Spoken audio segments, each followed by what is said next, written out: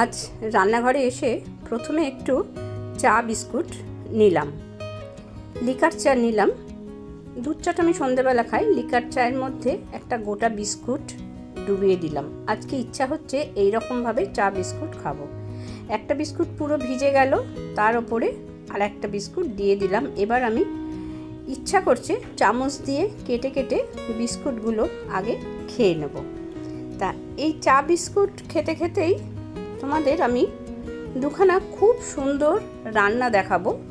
শুধু রান্নাটুকুই দেখাবো, তার থেকে বেশি কোনো কথা বা বেশি কিছু বলবো না। সবাইকে শুভেচ্ছা জানিয়ে আজকের এই ভিডিওটা শুরু করছি। আশা করি তোমরা সবাই ভালো আছো। ভিডিও কখনোই স্কিপ করে দেখবে না, খুব একটা বড় ভিডিও আমি দিইও না। এবারে দেখো, এটা হচ্ছে আমি সাদা তেলে সর্ষে আর জিরে ফোড়ন দিয়ে ছোট ছোট করে ক্যাপসিকাম কেটে দিয়ে দিয়েছি। ক্যাপসিকামগুলো হালকা করে ভাজছি, তোমাদের দেখাতে পারলাম সর্ষে আর জিরেটা। এবারে টমেটো টুকরো করে কাটা ছিল, সেটা দিয়ে দিলাম। এই রান্নাটা খুব ভালো করে দেখো, এটা আলু দিয়ে হবে।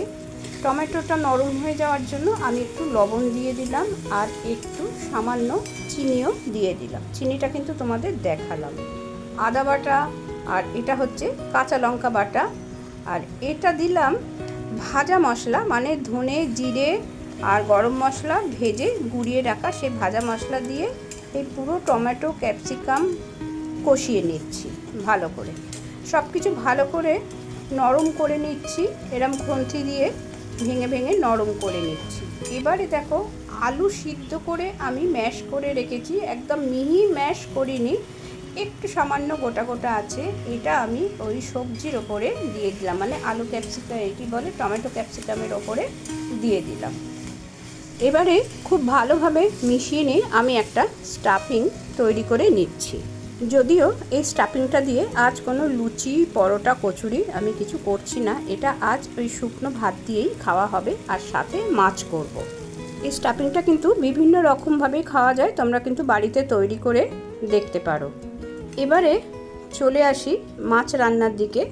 আমি কয়েক পিস ইলিশ মাছ নিয়েছি, লবণ হলুদ মাখিয়ে রেখেছি। এবারে আমি একটা মশলা তৈরি করে নিচ্ছি। সর্ষে পোস্ত আর কাঁচা লঙ্কা বাটা নিয়েছি।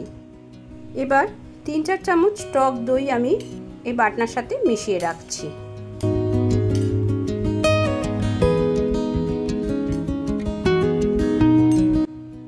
বাটনা মেশানো থাক, আমি ততক্ষণ মাছগুলো ভেজে নিই।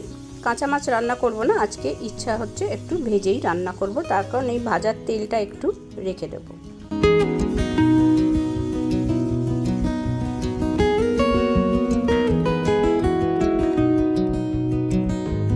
মাছ ভাজার তেলটাতে কালো জিরে ফোড়ন দিয়ে আমি সর্ষে পোস্ত আর কাঁচা লঙ্কা দই মেশানো বাটনাটা দিয়ে দেব। তার আগে কালো জিরেটাকে কিন্তু খুব ভালো করে ভেজে নিতে হবে, যাতে খুব সুন্দর একটা কালো জিরে ভাজার গন্ধ আসে।